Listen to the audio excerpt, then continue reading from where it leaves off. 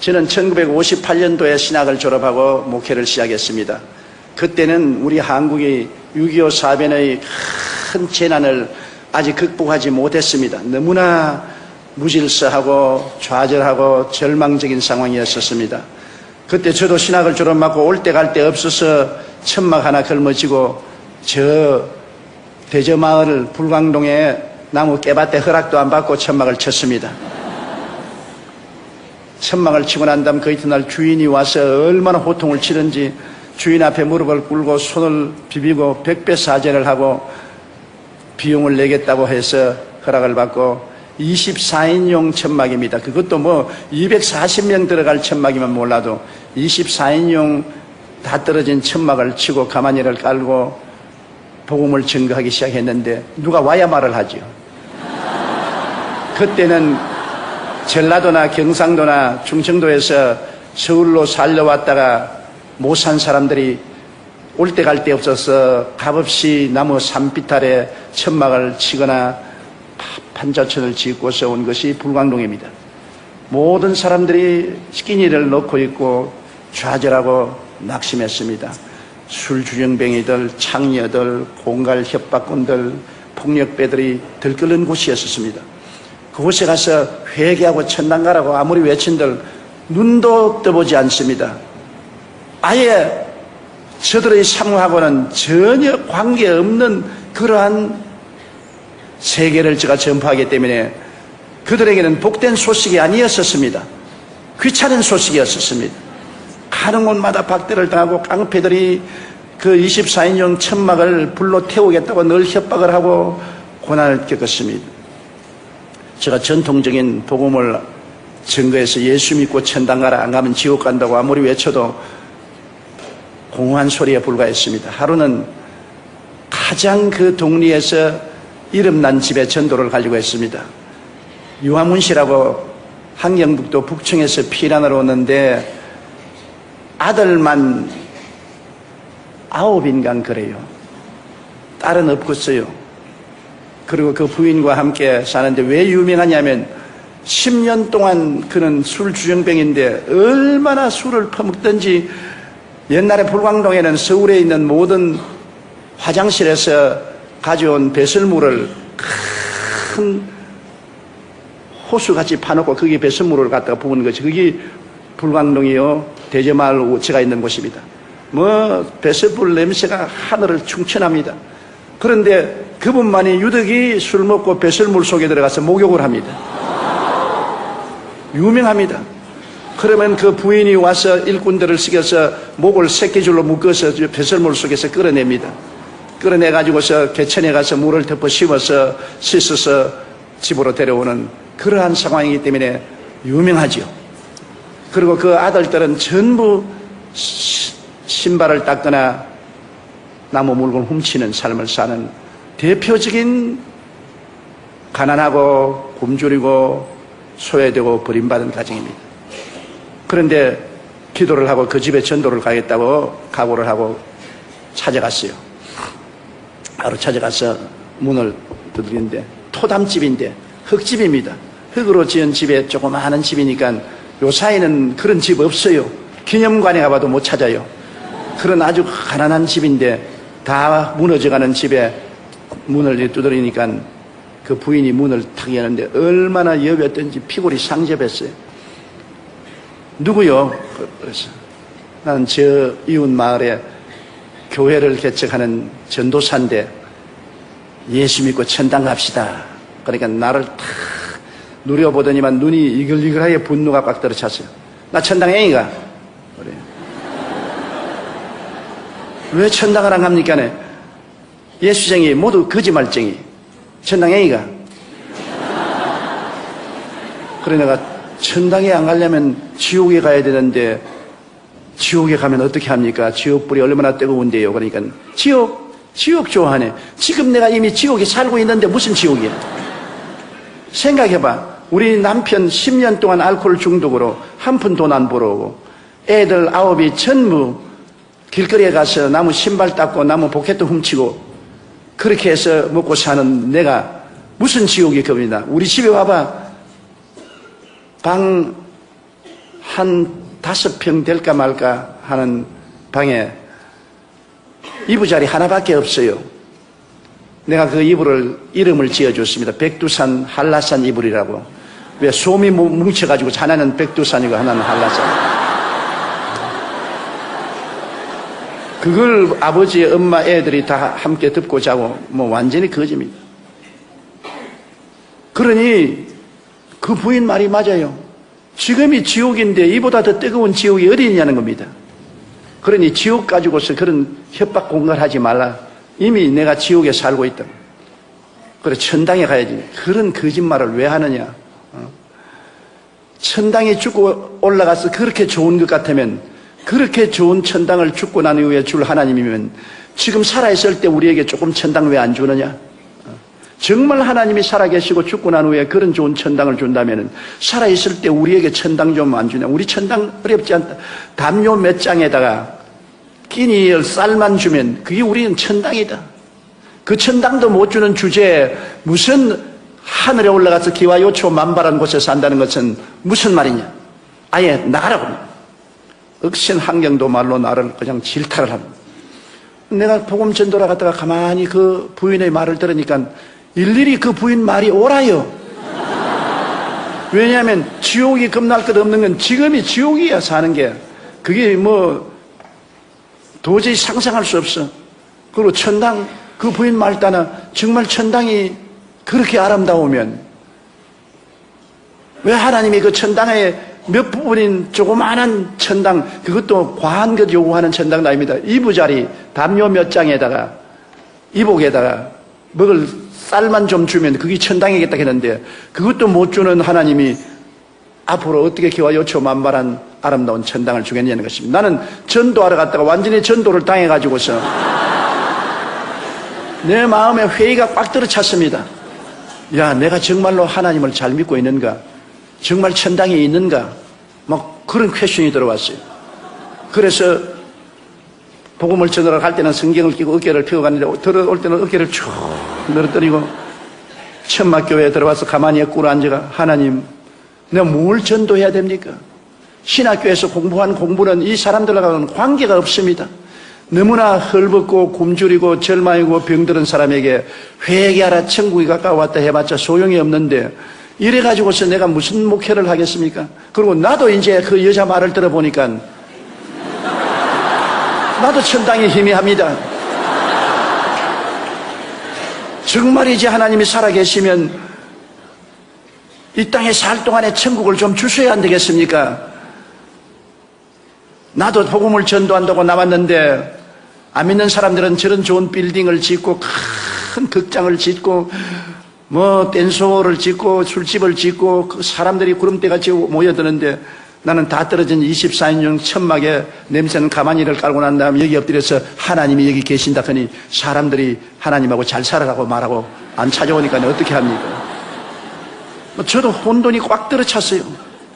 그래서 무릎을 꿇어 엎드려서 모든 선입견을 버리고 성경을 새로 읽기 시작했습니다. 마태복음부터 마가복음, 누가복음, 요한복음, 사도행전, 복음서와 사도행전을 처음 읽는 사람 태도로서 무릎을 꿇고 읽기 시작하니까 내가 아는 예수 그리스도와 성경에 기록된 예수님은 너무나 틀리더라고요.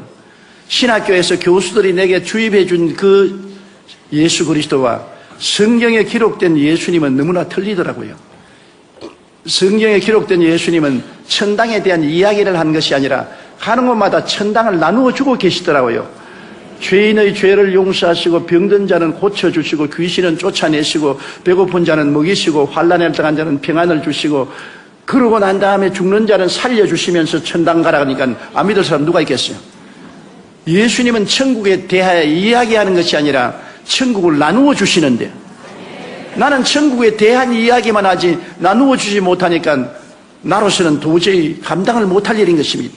내가 주님께 엎드려 눈물을 흘리며 기도했습니다. 주님하고 나하고는 다른, 주님은 사람들에게 와서 그들이 필요한 것을 직접 채워주셨습니다. 죄인에게는 용서를, 외로운 자에게는 평안을, 가난한 자에게는 먹을 것을, 죽는 자는 살려주고 병든 자는 고쳐주시고 귀신은 쫓아내주시고 살아있는 그리스도를 전했는데 나는 역사적인 그리스도를 전하고 천당을 줄 수 없는 사람이 되었으니 어떻게 합니까? 그렇게 눈물을 흘리고 기도를 하는데 성령께서 저에게 말씀하시기를 너도 천당을 주라. 주님, 내가 누구기에 천당을 줍니까? 주님, 도저히 나는 못합니다. 그러니까 네가 잘못되었다. 예수 그리스도는 어제나 오늘이나 영원토록 동일하시고 그가 오늘날 살아계셔 너와 함께 있다면 내가 한 일을 네가 해야 될 것 아니야. 너도 살아있는 하나님을 전가하고 천당을 주라. 소위 말하는 살아있는 성령 운동을 하라. 문자적인 신앙을 가지지 말고 살아있는 성령 운동을 하라. 그래 기도를 많이 하고 또 얼마 후에 그 이초희 씨 집을 찾아갔습니다. 요번에는 좀 마음이 훈훈해서 제가 찾아가서 문을 뜯으니까 문을 탁 열면 또 왔네? 좋은 소식을 가지고 왔습니다. 무슨 좋은 소식? 당신의 남편이 알코올 중독에서 해방될 수 있는 소식, 당신의 자식들이 학교에 가서 공부를 하고 훌륭한 자녀들이 될 수 있는 소식, 당신의 그 위장병과 심장병이 낫고 사람답게 살 수 있는 조그마한 집이라도 마련해 줄 그분을 내가 소개하기 위해서 왔습니다. 그런 분이 어디 있어? 그런 분이 계셔요. 그분을 만나면 팔자가 달라집니다. 이상하네. 전에는 그렇게 말 안 하던데. 전에는 그렇게 말 안 했지만 지금은 이렇게 말합니다. 그분을 만나보세요. 내가 소개를 해줄 테니까 만나면 팔자가 달라집니다. 그러니까 두말하지 않고 샌들을 신고 방에서 나와서 나를 따르더라고요. 내 속으로 야 이것이구나. 전에는 반항감을 가지고 적개심이 으르으르하더니만 팔자를 고쳐준다는 사람을 소개해 준다니까 따라 나오는구나. 이런다면 온 동리 사람에게 똑같은 말을 하면 다 따라 나올 것 아닌가. 와, 마음에 아주 기분이 좋습더라고요. 그래서 논두렁길을 지나서 산비탈로 깨밭까지 왔습니다. 그러니 천막을 내가 세웠으니까 얼마나 엉터리로 세웠습니까? 나는 그런 목공의 기술이 없어요. 나무를 세워가지고서 천막을 세우니까 천막이 이렇게 있어요. 그래, 그 앞에 와서 그분이 어디 있어요? 그래서 그분이 이 안에 계십니다.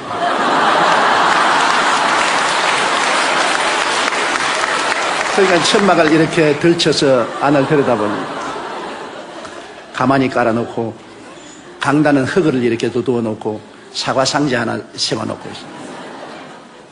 그 다음에는 천막을 내리더니만 나를 쳐다보더니 웃는데 배꼽을 잡고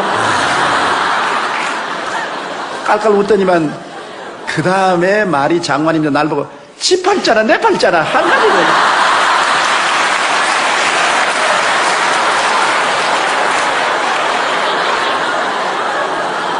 내가 충격을 받았습니다. 아이고 그러면 이제는 교회 안 나오면 어떻게 하냐 싶어서 그래서 맞았어요. 아주머니 팔자나 내 팔자나 한 가지입니다. 그러므로 아주머니와 내가 팔자를 고쳐볼 자를 만나야 됩니다. 함께 만나자고요. 그러니까 팔자를 고치는 자는 희망이 있으니까 안 떠나더라고요. 이야, 사람들은 희망이 없으면 못 사는구나. 희망의 메시지가 중요하구나. 그래 와서 천막교회에 처음으로 제가 한 사람을 전도했습니다. 새벽에 나와서 같이 기도를 하는데 그 남편 이제는 술주정뱅이에서 해방되기 위해서 기도를 합니다. 교인들 다 합쳐봤자 한 10명 안 되는데 모여서 기도를 하는데 이 남편이 술이 착 취해가지고서 우리가 기도하는데 와가지고서 너희들이 나 술 안 먹게 하려고 기도한다고. 그날부터 술 맛이 얼마나 좋은지 말도 못해. 아주 여러분의 기도가 내 술안주야. 막 온 천막이 막 술 냄새가 확 납니다. 그러면서 술을 취했으면서도 그런 소리를 하면서 앉아있어 천막교회. 그러니 내가 낙심이 얼마나 됩니까? 나는 그 사람이 싹 해방될 줄 알았는데 술맛이 더 있다 하는 바람에 기도를 하면 술맛이 더 있으면 어떻게 하느냐. 그래도 불구하고 그 술이 만취가 되어서 그때부터는 교회에 나와요. 교회에 와서 온갖 잔소리를 다 하고 나에게 온갖 손가락질을 다 하고 그러다가 석 달을 기도했는데 그 부인이 하루아침에 그 애를 보내서 쪽지를 내가 바라보니까 우리 남편이 어제 밤새도록 도끼를 들고 다 죽인다고 야단 법석을 하고 하더니만 오늘 혼수 상태에 빠졌으니 빨리 와주십시오. 나는 술주정뱅이에서 해방된다고 했는데 혼수 상태가 되어 죽으면 어떻게 하냐. 그 길로 그냥 막 미끄러지면서 넘어지면서 뛰어가서 보니까 혼수 상태가 되어서 코를 홀 골고 있어요. 내 생각에 술 마귀가 이제 떠날라는구나. 그래 내가 그를 잡고서 나사렛 예수 이름으로 명하노니 알코올 중독의 원수 귀신아 나오라. 그렇게 하면서도 내가 전에 그렇게 하는 걸 못 봤기 때문에 우리 교수들이 가르쳐 주지도 아니했고 응급결에 내가 하기 때문에 이게 내가 바르게 하는 건지 잘못하는지 알 수가 없어요. 그런데도 불구하고 나오라 그러니까 반응을 한다면 꽥 고함을 치고 그래요. 나오라 그러니까 안 나온다.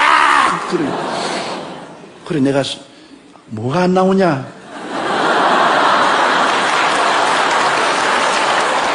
알 수가 없어요. 이 사람이 나온다 그런지 안 나온다 그런지 진짜 귀신이 있어 안 나온다 그런지 알 수가 없더라고요. 그러다 막 대놓고 나오라고 하니까 나중에 내둥그러지더니만 그때 이후로 술을 끊어버리고 완전히 변화가 돼요.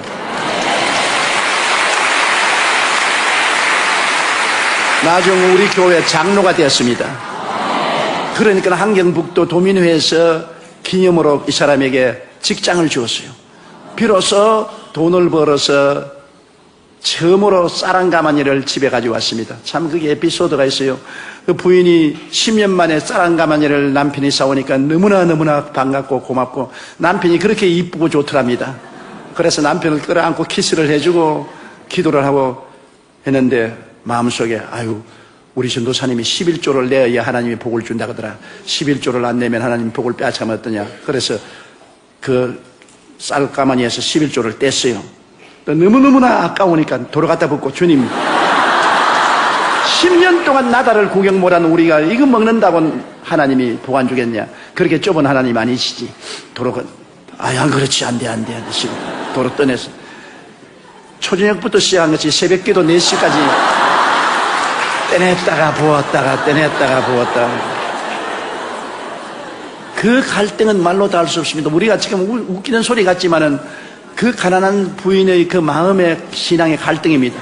그래서 새벽에 종소리를 치니까 그 11조 쌀을 떼는 쌀 봉지를 들고 남편이 가져온 돈의 11조를 들고 너무나 아까워서 울면서 오다가 눈에 미끄러져가 논바닥에 자빠지니까 이게 그냥 쌀이 눈에 다 쏟아져버립니다. 그러니까 그 흙을 그대로 또 끌어 담아가지고서 그래가지고서 내게 울면서 왔는데 보니까 쌀 없고 흙만 있어요. 하나님이 너무나 가혹하십니다. 10년 동안 나달 구경 못하는 우리 집에 처음 날 쌀한가마니 가져왔는데 왜 11조를 잡수시려고 합니까? 근데 손에 있는 돈은 얼마인지 모르겠어요. 떡이 돼버려가지고서 얼마나 꽉 쥐었던지 흙이 묻어가지고서 떡이 돼버린. 그래서 자매님 11조는 하나님이 빼앗아가는 것이 아닙니다. 11조는 내일에 더 많은 축복을 주기 위해서 심는 종자 씨앗입니다. 심어야 거두지 않아요. 심지 않고는 못 거두지 않아요. 자매님이 지금까지 가난한 것은 안 심었기 때문에 거둘 것이 없어 가난했는데 11조는 종자 씨앗으로 심으면 하나님이 주시는 것이므로 이것은 심어는 것이니 비록 모두 다 흙 속에 심어버리고 말았지만은 하나님이 받은 것으로 알고 축복합니다. 그날 이후로부터 시작해서 그 집에 쌀이 떨어지지 아니했어요. 그러고 난 다음에 그때 은크크라고 한국 부흥 유엔 전도단이 있어서 가난한 사람을 보증을 해주면은 융자를 주어서 집을 짓게 해줘요. 그래서 내가 보증을 써서 은크크에 가서 융자를 받아가지고서 한 25평짜리 조그마한 집을 하나 지었어요. 깨끗하게 잘 지었어요. 지어가지고서 그 집에 들어가고 그 다음 애들을 다 학교 공부를 시켰어요. 그 애들 중에 지금 3사람이 목사가 되어 있는데요. 완전히 예수 믿고 천당이 다가오는 것을 보았습니다. 그 이초희 권사님이 늘 하는 말이 우리는 예수 믿고 천당에 죽어서 있는 줄 알았는데 지금 천당이 왔다. 우리 가족들이 다 예수 믿고 구원받고 병 고침받고 이렇게 애들도 공부 다 하고 새 사람이 되었으니 얼마나 좋은가. 그래서 그 소문이 나니까 희망이 있으니까 온갖 사람이 다 모여와요. 우리 교단에서 나를 불러요. 그리고 교단에 가니까 총회장, 총무, 교단들이 모여서 너 요사이 병 기도하고 귀신 쫓아내고 무당짓 한다면서. 아니, 무당짓 하는 것이 아니고 예수님이 성경에 기록된 것, 성경의 말씀대로 이 가난하고 헐벗고 굶주린 사람에게 복음을 증거해서 이런 역사, 우리 교리로서는 그걸 인정할 수 없으니까 사표 쳐라. 성령운동 하다가 그냥 쫓겨났어요. 그러니까 나라 사표를 설악해서 사표 쓰고 나는 기독교 대한 하나님의 성에서 쫓겨났어요. 무적자가 되었습니다. 그래가 낙심을 하고 있는데 겨울에 밤 12시쯤 됐는데 이 천막에서 사람이 와서 어떤 안진뱅이가 하나 와가 목사님을 전도사님을 찾는다 그랬어요. 지금 내 신세 고약한데 또 무슨 안진뱅이가 찾아왔냐. 하니까 안진뱅이가 주일날 서울역에서 출발했는데 주일날 밤 12시에 불광동에 도착했어요. 완전히 하체 마비가 되어서 무릎에다가 고무를 대고 지팽이 막대기 2개를 지고 끌어서 이렇게 해서 사정해서 버스를 타고 왔는데 왜 왔냐 그러니까 어떤 사람이 내가 구걸을 하고 있는데 네가 저 불광동에 가서 천막교회 찾아가면 팔자를 고친다. 그곳에 있는 전도사는 병을 고친다. 너도 팔자가 고쳐질 것이니 그를 찾아가라 해서 하루 종일 걸려서 왔어요. 왔는데 보니까 한 12살 먹는데 내복도 없이 그냥 겉옷만 입었는데 벌벌벌벌 추운 겨울입니다. 떨고 있어요. 너무나 불쌍합니다. 그런데 내가 보니까 이 다리가 뼈만 남았어요. 관절이 탁 붙어 있는데, 아유, 하나님, 왜 이런 사람을 내게 보냈습니까? 내가 손을 다리에 얹고 기도를 하려고 하니까 기도가 입천장에 붙어서 안 나와요. 안 믿어지는데요. 하나님, 이 다리를, 아이고, 고쳐주시옵소서. 나을 가능성이 없어요. 그래서, 야, 너 낫겠느냐? 나는 나을 줄 믿고 쳐왔는데요. 전도사님 날 버리지 말아 주십시오. 그럼 이 사람의 믿음을 좀 얻어야 되겠다고. 그래서 강단으로 나가서 엎드려가 하나님 아버지, 내가 병자부에 기도했지만 저런 건 처음 봤는데 내가 믿음이 안 생깁니다. 도저히 안 생기니까 하나님이 직접 고치세요. 날 보고 고치라고 하지 마세요. 나 못 고칩니다. 나 못합니다. 그러고 부러지기 시작하는 것이 제가 눈물을 흘리고 1시간이 넘도록 그냥 기도를 하는데 온몸이 뜨거워지고 방언으로 막 기도를 하고 온몸이 뜨거워지고 그러다 보니까 마음의 믿음이 자꾸 들어오는데 뭉게구름같이 믿음이 피어오르는데 나중에는 내 생각에 내 손으로 이렇게 밀면 지구가 밀릴 것 같아요. 그래서 내가 그 아이에 가서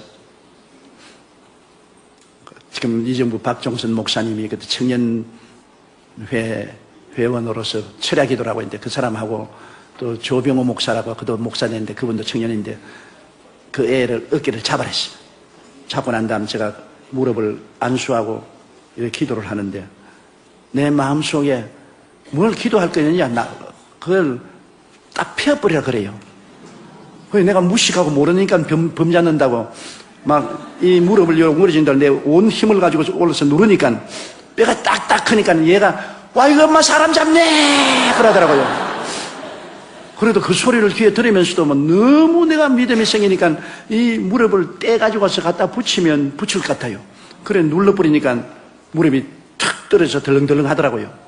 그런 거를 내가 탁 들어 올리니까 다리가 덜렁덜렁 하더라고요.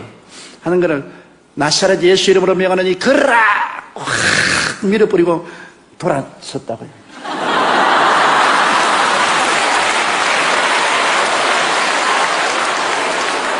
왜냐하면 내 생각에는 그건 막 꼬꾸라졌어요.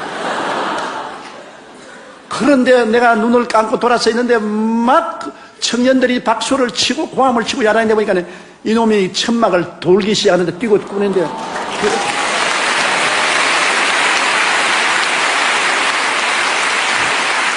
리문가의 안진뱅이가 베드로와 요한의 은혜로 일어선 것과 같이 교회가 그 다음 일어나가지고서 온 동리를 다 다니면서 말한 거예요. 나 안진병인데 일어났다고. 그러니까 순식간에 우리 천막이 안진병이, 전lum발이, 중풍병자, 폐병 환자 수용소가 되었었어요.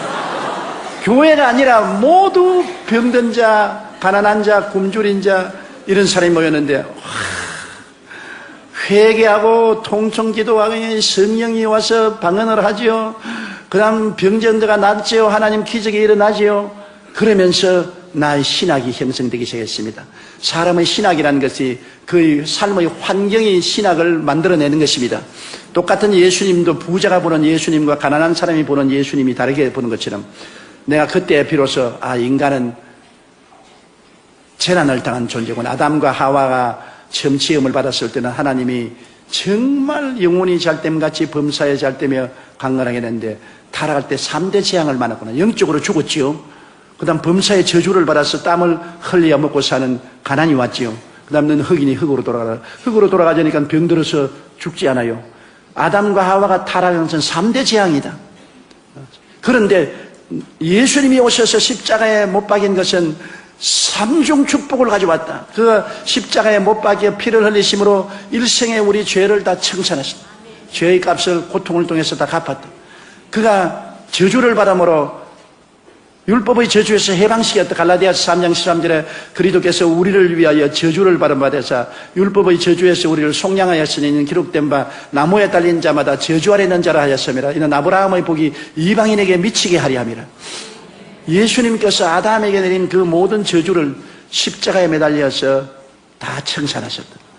그 다음에 제가 채찍에 맞음으로 너희가 나음을 입었다. 그리스도께서 우리 연약한 것을 친히 담당하시고 병을 짊어지고 가셨고 그가 채찍에 맞음으로 너희가 나음을 입었다.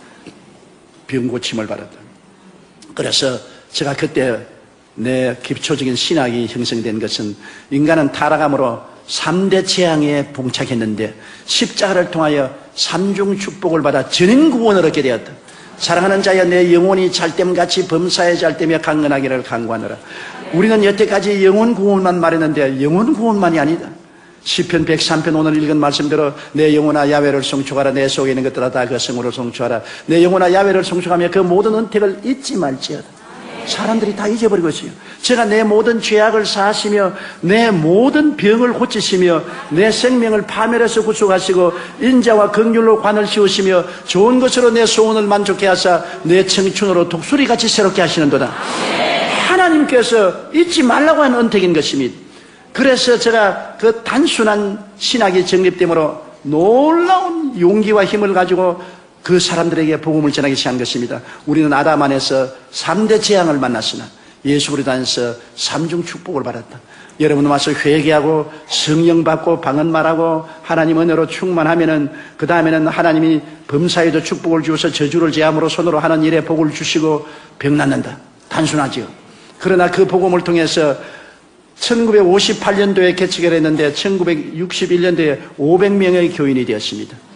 그 500명의 교인들이 다 나가서 직장을 구하고 직장을 얻고 장사를 하고 술 마시지 않고 방탕하지 않냐고 잘 살게 돼서 그 사람들이 모여서 땅을 사고 교회를 지을 수 있게 만드는 것입니다.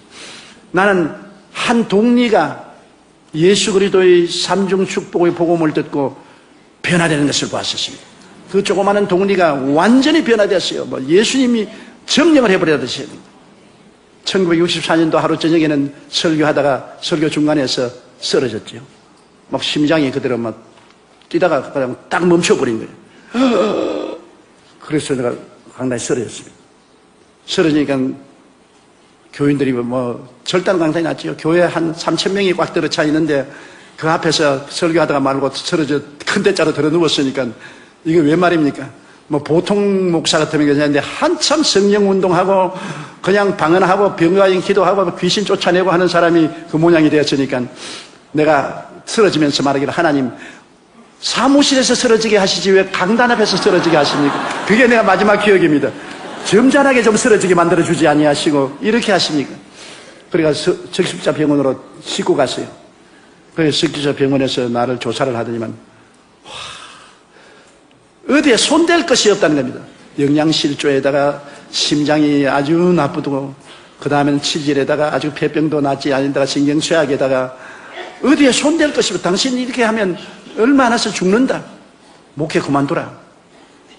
그래서 집에 들어가서 들어누웠는데 엘리베이터를 타고 끝없이 밑으로 떨어지는 그런 감정입니다. 도저히 견딜 수가 없는 고통입니다. 그래 내가 주님께 주님 있어요. 나는 이제 목회를 할 수가 없습니다. 이대로 죽을 수도 없고 너무나 원통합니다. 주님이 왜 다른 사람을 다 고치면서 나는 안 고쳐줍니까?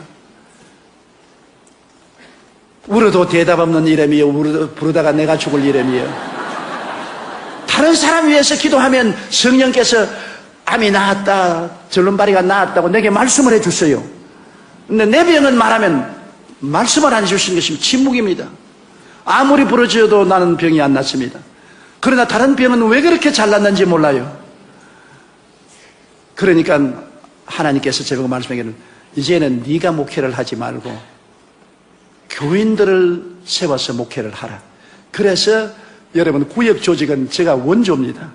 주일날 여러분 내가 설교를 하는데 겨우 와가지고서 그때 7분 설교를 했어요.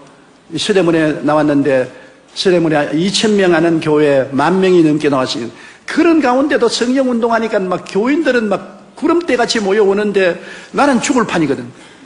그래서 내가 성경에 바울이 말한 거 사망은 내 몸에서 역사하고 생명은 너희 안에서 역사한다. 나는 죽어가는데 생명의 역사는 성도들에게 더 일어나는 것입니다. 그래서 내가 보통 7분 설교를 했는데 3번 설교하고 들려서 사무실에 들어간 설교하다 쓰러지고 결혼 예식을 집행할 수가 없어요. 왜냐하면 신랑 신부 앞에서 잡아주려고 하기 때문에 막 될 수 있으면 짧게 말을 하기 때문에 5분 만에 결혼을 끝마치는 것입니다. 그리고 장례식을 하기가 얼마나 겁이 나냐면 무덤 앞에 구덩이에 내가 먼저 떨어지려고 하는데 관이 내려가기 전에 내가 자꾸 떨어지려고 하는데 그 괴로움은 말로 다 할 수 없습니다. 그 괴로움은 말로 다 할 수 없습니다. 그래서 제가 하나님께서 네가 목회를 하지 말고 너는 평신도들을 가르쳐서 목회를 시켜라. 그래서 구역을 조직하기 시작해서 교회를 구역으로 나누어서 5가정씩 이렇게 나누어 가지고서 구역을 만들고 그러면 5구역이 모이면 지역을 만들고 이렇게 해서 교회를 맺겠습니다. 그 다음에 구역장 교본이나 적고 저는 주일날 설교가 난 다음 주일날까지 들어 누워 있어요. 일어날 수가 없습니다. 너무 심장이 나쁘니까. 그 다음 주일날 겨우 일어나가지고 와서 설교가 난 다음 또 가서 또 들어 누워 있고 그 고통은 말로 다 할 수 없습니다. 그런데 하나님은 참 어떤 데 보면 무자비하더라고요. 1964년도에 내가 들어 누워서 고통을 당하고 있는데 너는 온 천하에 다니며 만민에게 복음을 전가하라. 하나님 내 혼자 어떻게 떠납니까? 이 약한 몸으로. 그때는 또 해외 나가면 선교로 나간다 해도 200불밖에 안 바꿔주는데 돈 200불 가지고서 내가 어떻게 합니까? 그러나 주님께서 너는 선교로 출발하라. 선교로 출발하라. 우리 교회도 겨우 목회하는데 그래서 죽기 아니면 살기입니다. 죽기 아니면 살기. 내가 여러분 뭐라고 말해도 하용조 목사님의 마음을 뼛속까지 알아요. 여러분은 모릅니다.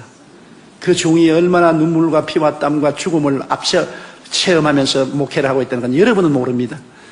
과부가 과부 사정 안다고. 내가 그 길을 걸어왔기 때문에 나는 알아요. 그래서 내가 그분을 사랑하고 존경하고 그분은 순교적인 사명을 가지고 복음을 전한 줄 알아요. 1964년도부터 시작해가지고서 하나님이 선교로 나가라 하면서 제일 먼저 독일 베를린에서 초청장이 왔어요. 비행기를 타고 가다가 몇 분이나 비행기에서 까무라치는지 말로 다 할 수 없습니다. 자리에 앉아있다가 너무 숨이 답답하니까 그냥 통로에 들어 누웠어요. 그냥 스튜디오에서 일어나세요, 아저씨 일어나세요. 요 사이 같으면 퍼스트 클래스로 타겠는데 그때는 3등 좌석에 타서 누울 데가 없으니까 좌석에 앉아있으니까 죽겠으니까 그냥 통로에 들어 누워요. 그래서 부흥에 가면 외국 사람들이 많이 있는데 내가 복음을 전거해야 되니까 약한 것을 보이면 안 되지 않습니까? 내 망신, 하나님 망신, 한국 망신을 하면 안 되기 때문에 그것이 갈보리 십자가에 매달리는 고통이었었습니다. 죽음과 삶의 경계를 가지고서 강단에서 설교를 합니다. 그리고 또 병자변 기도를 해요. 왜냐하면 나는 하나를 믿습니다. 내가 아무리 고통스러워도 말씀은 말씀이니까. 말씀에는 3대 재앙에서 주님이 3중 축복을 주셨으니까 영혼 구원과 저주에서 해방과 육신의 치료는 말씀이니까 난 말씀을 전해야 된다. 그래서 병자변 기도를 하면서 내 속으로 주님 나도요. 그런데 병자변 기도하고 나면 계시가 옵니다. 지혜 지식의 말씀이 옵니다. 암이 나았다, 절름발이가 나았다, 폐병이 나았다, 무릎 관절염이 나았다. 계시가 자꾸 옵니다. 그럼 그걸 내가 말을 해요 하면 막 일어나서 구름대같이 병이 났고 박수를 치고 나와서 뛰고 꿀리고 관쟁을 하는데 관쟁을 지금 들으면서 난 자꾸 쓰러지려고 그래요. 그래서 내가 호텔에 들어와서는 하나님 너무나 야박합니다. 나는 왜 내버려 둡니까? 주님 저 사람들은 다 같이 고치면서 나는 왜 이렇게 고통을 당하게 합니까? 아무 대답도 없어요. 너가 저 많은 병전자들의 고통을 네가 몸에 걸머져라. 제가 가장 한 번 고통을 당한 것은 코트디부아르라고 아프리카의 나라가 있습니다. 불란서 식민지로 있던 나라인데 아주 아름다운 나라예요. 그 나라에 가서 복음을 전했는데 대통령과 부인이 굉장히 신앙이 좋아서 저를 대통령 궁에 초청해서 대접을 해주고 자기 자가용 비행기를 내주어서 그 나라에 집회할 때 대통령 자가용 비행기를 타고 다니게 했는데 그날 한 5만 명이 모이는 스타디움에 가서 스타디움에 탔는데 대통령과 그 영부인과 장관들이 다 왔고 모든 대학 총장들이 다 왔고 나라가 수도가 들썩하게 모였는데 설교하러 나가려고 하는데 심장 발작이 일어났습니다. 심장이 막 150번에서 200번 뛰기 시작하고 그 다음에 막 땀이 막 비 오듯이 흐르는데 또 제가 당이 와가지고서 저혈당이 온단 말입니다. 이거는 정말로 문제는 죽은 겁니다.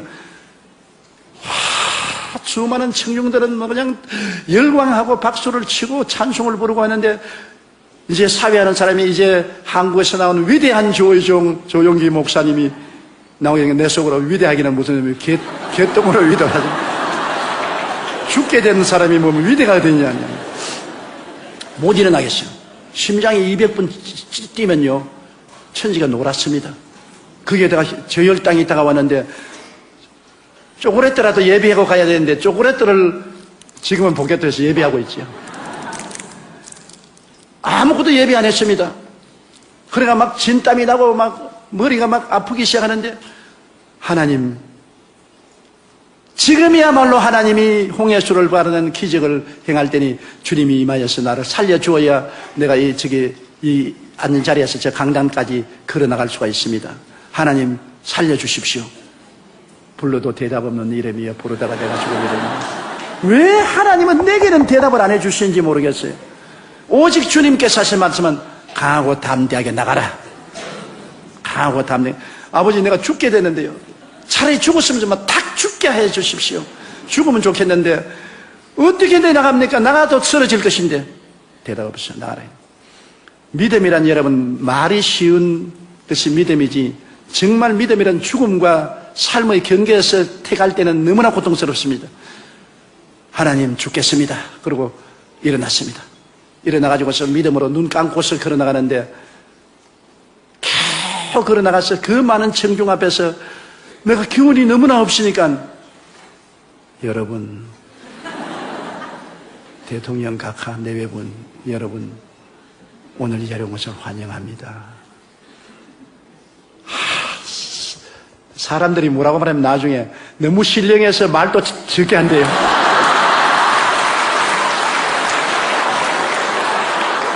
사람을 갖다가 이렇게도 해석하고 저렇게 해석하는데 나는 말을 못해가지고서 겨우 죽는 소리를 했는데도 신령해서 그렇게 적은 소리를 하는 겁니다.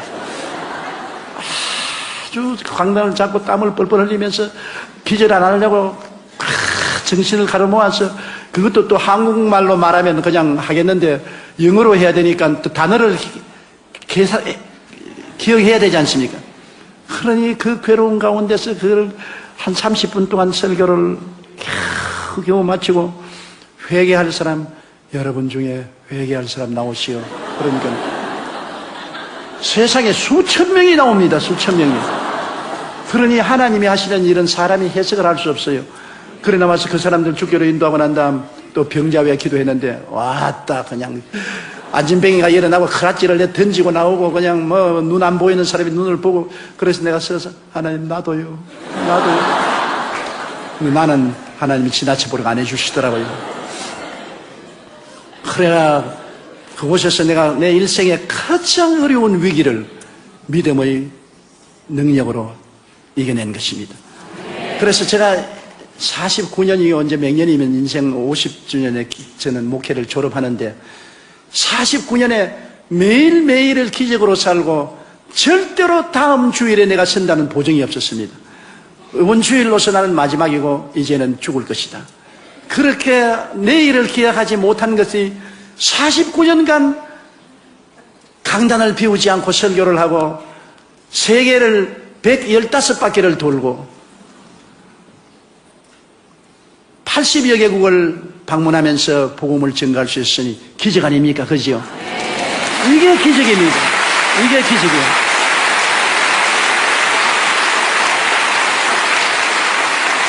나는 우리 교회가 5명의 성도에서 75만 명이 될 때까지 교회 자라는 것을 인조해 본 적이 없습니다. 교회가 자라는 건 몰랐어요. 언제나 강단에 설 때 안 넘어지려고 발부둥 치기 때문에 몇 명 왔는지도 몰라요. 안 넘어지려고. 아버지 이 2부 예배 안 넘어지게 하옵소서. 이 3부 예배 안 넘어지게 하옵소서. 아버지 4부 예배만 하고 죽더라도 안 넘어지게 해주십시오. 그러니까 교인이 많이 왔는지 적게 왔는지 전혀 몰라요. 교회가 자라는 것을 자랐으면 자랑을 하고 마음에 즐거워야 되겠는데 내가 죽을 판이니까 내가 즐거운 것도 없어요. 그렇기 때문에 여의도 순복음교회 75만 성도가 된 것은 하나님이 했지 제가 한 것이 아닙니다. 절대로 제가 한 것입니다. 이건 내가 겸손해서 하는 말이 아닌 것입니다. 절대로 내가 한 것이 아닙니다. 나는 할 수가 없어요. 하나님은 성령이 역사하셨죠. 저는 매일 강단에 설 때 성령님 나가십시오. 성령님을 인정합니다. 환영합니다. 모셔드립니다. 의지합니다. 성령님 Let's go dear Holy Spirit. 성령님이 안 붙들어 주시면 나는 죽어요. 나는 못해요.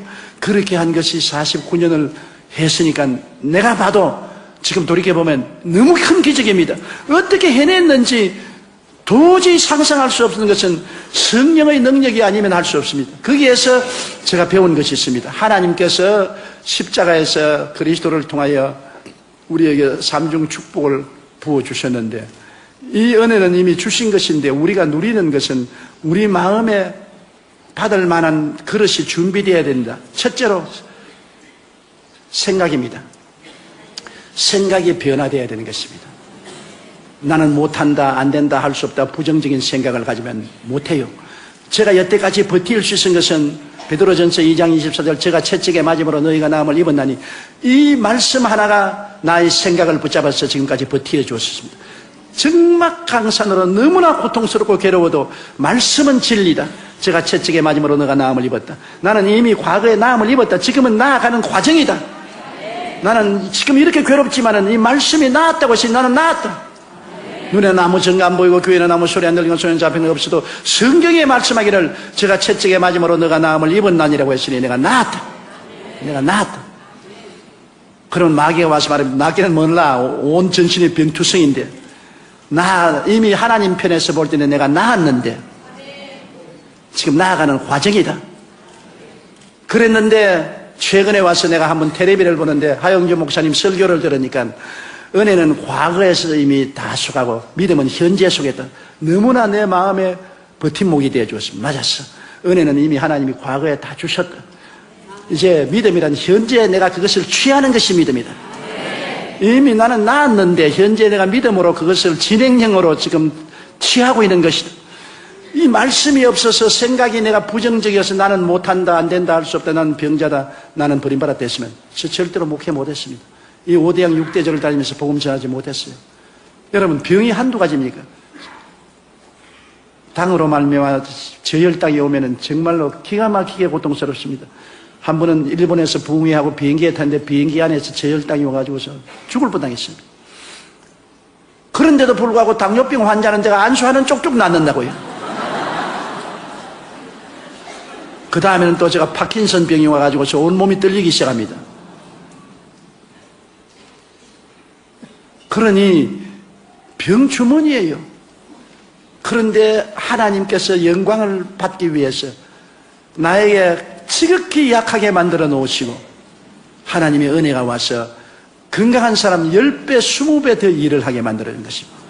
나하고 같이 부흥회 해외 출장을 가서 집회를 하면은 돌아오면 나 같이 간 장로님과 교회 종들은 다 늘어집니다. 일어나서 며칠 일어나지를 못해요. 누워서. 나는 그 이튿날 또 예배 인도하러 나옵니다. 하나님께서 은혜로 그 약함을 극복하게 만들어 주신 것입니다. 그래서 생각이 말씀으로 달라져야 됩니다.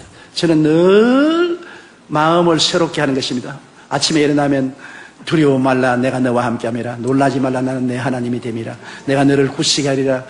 참으로 너를 도와주리라. 참으로 나의 의로운 오른손으로 너를 붙들리라. 이사야 41장 10절을 언제나 외우고 그 다음에는 시편 91편을 외웁니다. 하나님은 나의 피난처여 나의 요새여 나의 의리하는 하나님이니 제가 나를 제사장꾼의 오물에서 극한 연병에서 건지실 것입니다.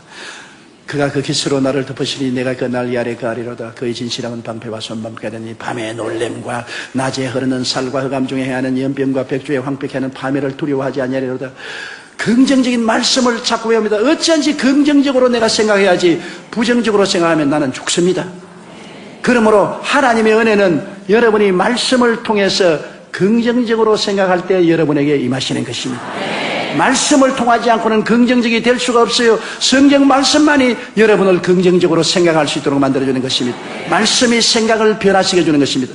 둘째로 여러분 자화상을 올바르게 가져야 됩니다. 사람들마다 자기가 거울을 들여다보듯이 영적으로 자화상을 가지고 있는 것입니다. 자기가 어떠한 사람인 것을 늘 바라보고 있는 것입니다. 나는 못난 사람이다. 나는 힘없는 사람이다. 나는 패배자다. 실패자라고 자기를 보고 있는 사람은 절대로 성공하지 못합니다. 자화상이 강해야 되는 것입니다. 자화상이 그리스도 안에서 변화되어야 되는 것입니다. 그러므로 이 자화상은 십자가에서 저는 늘 내 자화상을 서로 바랍니다. 십자가가 나의 새로운 거울입니다. 나는 용서받은 의인이다. 나는 그리스도를 통해서 거룩하고 성령 충만한 사람이다. 나는 예수 이름 가운데서 치료받은 사람이다. 나는 아브라함의 복은 받은 사람이다. 나는 부활 영생 천국인이 되었다. 나는 이런 사람이다. 나는 이런 사람이다. 나는 절대로 낭패와 실망을 당하고 좌절과 절망한 사람이 아니다.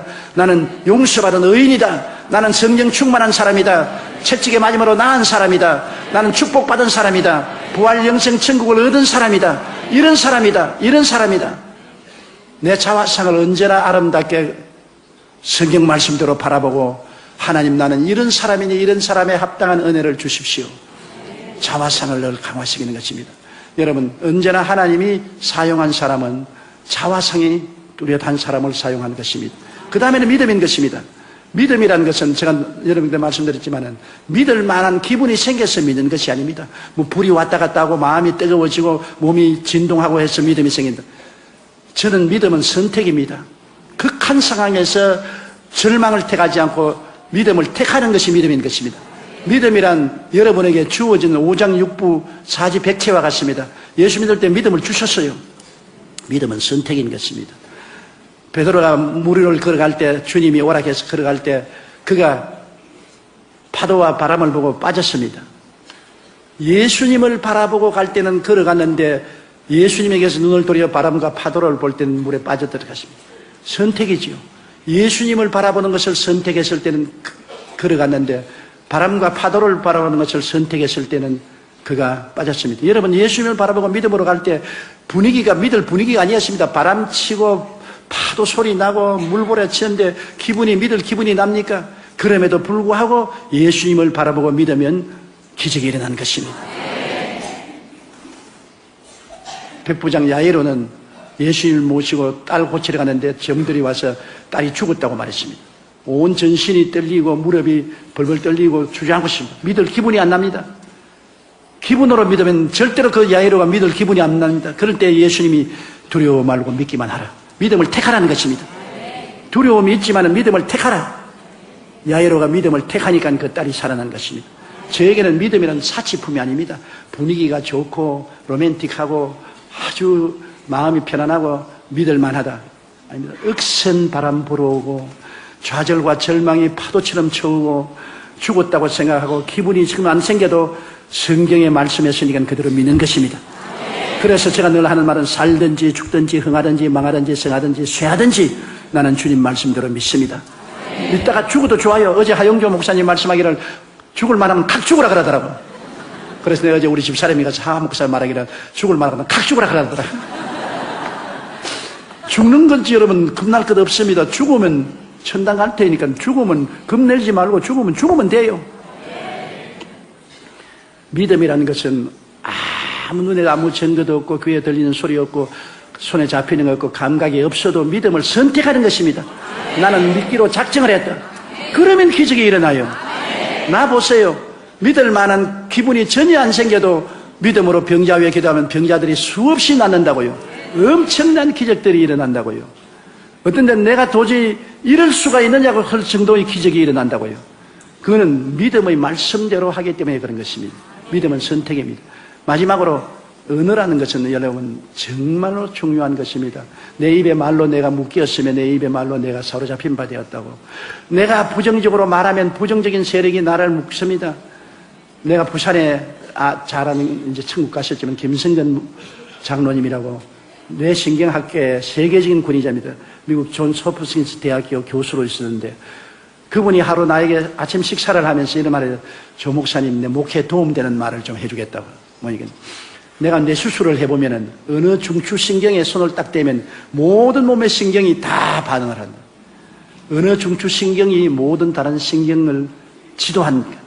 그러므로 사람들을 변화시키려고 하든 말을 변화시키면 모든 행동이 따라옵니다. 어느 중추신경이 다른 신경을 지배합니다. 그래 내가 끌끌끌 웃었어요. 아니 목사님 왜 웃습니까? 김 박사님이 내게 말씀하기 전에 난 옛날부터 알아요. 어떻게 합니까? 야고보서에 혀는 적은 것이나 온몸을 의거한다고 말했어요. 야고보서에 벌써 지금 2000년 전에 혀를 의거하면 온몸을 의거한다고 그랬어요. 어느 중추신경이 온몸을 지배한다고. 그와 같이 내가 못한다면 온몸이 다 못해요. 내가 할 수 없다면 온 신경 전체가 다 할 수 없다고 생각해요. 죽는다고 생각하면 온몸이 다 이제 죽으라고 명령이 내려왔으니 죽자 그럽니다. 언어가 여러분의 현재를 만들고 미래를 만드는 것입니다. 그러므로 언제나 긍정적인 말을 해야 돼요. 내가 땅에서 매면 하늘에서 매일 것이요 땅에서 풀면 하늘에서 풀립니다. 죽고 사는 권세가 혀에 있으니 혀를 사용하게 정하는 그 열매를 먹으리라고 말하는 것입니다. 그렇기 때문에 우리가 항상 하나님 말씀으로 교육하고 말씀으로 말을 해야 되는 것입니다. 성경 말씀으로 새 말을 해야 되는 것입니다. New language, 새로운 말을 해야 되는 것입니다. 그러므로 여러분께서 언제나 성경 말씀에 기록한 대로 나는 용서받은 의인입니다. 나는 성령이 같이 계십니다. 제가 채찍에 맞음으로 내가 나음을 입었습니다. 나는 아브라함의 복을 받았습니다. 나는 부활 영생 천국을 얻은 사람입니다. 나는 영혼이 잘되고 범사에 잘되며 강건하고 생명을 얻되 풍성히 얻은 사람입니다. 나는 택하신 족속이요 왕같은 제사장이요 거룩한 나라요 거의 소유된 백성이 되었습니다. 긍정적인 적극적인 말을 하면 그 말이 여러분 전 존재를 다 부여잡고 여러분의 삶을 변화시키는 것입니다. 지킬 만한 것보다 내 마음을 지켜라. 생명의 근원이 이에서 난다고. 마음에 일어난 것이 환경에 일어나는 것입니다. 우연히 환경에 일어나는 것이 아닙니다. 마음에 일어난 것이 환경에 일어나는데 마음을 어떻게 다스립니까? 생각을 통해서, 꿈을 통해서, 믿음을 통해서, 입술의 고백을 통해서 내 마음을 다스립니다. 마음을 컨트롤을 하면 환경이 컨트롤되는 것입니다. 마음을 내버려 놓고 환경만 자꾸 다스리려면 안 되는 것입니다. 생명의 근원은 마음에서 나오고 사망의 근원도 마음에서 나오는 것입니다. 그러므로 우리가 예수 그리스도의 십자가 대속의 은혜를 깊이 마음속에 받아들이고 그를 생각하고 그것을 우리가 꿈꾸고 그것을 믿고 그것을 말하고 나가면 십자가의 열매가 우리 생활 속에 맺어지게 되는 것입니다.